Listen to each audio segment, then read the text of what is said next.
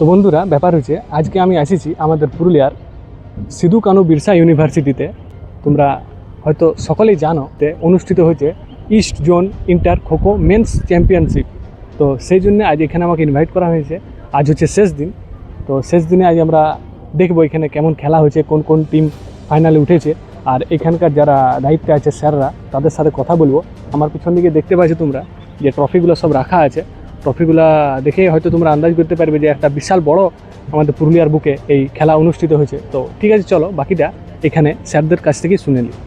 আমাদের inter university east zone kho kho meet AIU দ্বারা recommended এবং যেটার অর্গানাইজ আমাদের এই সিধু কানু বিরসা ইউনিভার্সিটি করেছে।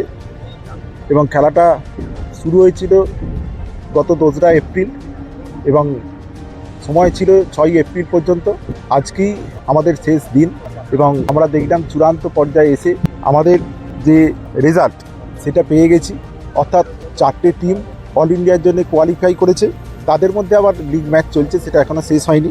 এই 4টে টিম হচ্ছে হেমচাঁদ যাদব বিশ্ববিদ্যালয় দুর্গ Chhattisgarh, Vidyasagar university Midnapore West Bengal, Kalyani university Kalyani Nadia West Bengal এবং সিধু কানু বিরসা ইউনিভার্সিটি পুরুলিয়া ওয়েস্ট বেঙ্গল। এরা অল ইন্ডিয়ার জন্য কোয়ালিফাই করেছে এবং এরা অচিরেই আগামী 12ই এপ্রিল কানপুরে যে অল ইন্ডিয়ার খেলা অনুষ্ঠিত হবে বিভিন্ন জোনেদের নিয়ে, সেখানে এরা সকলে খেলতে যাবে।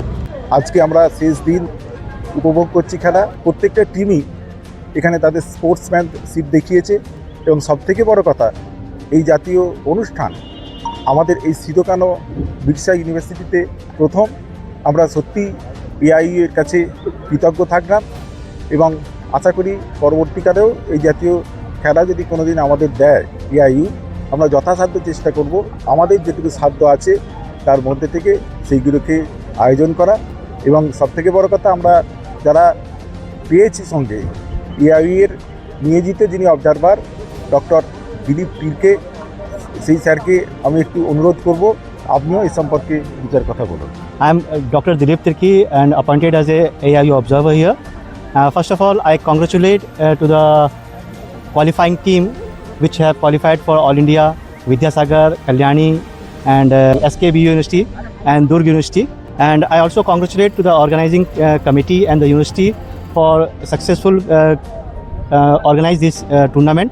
And in the last but not the least, I wish you all the best for All India Inter-University Kho-Kho tournament, and for near future I hope you will get a chance to organize this tournament.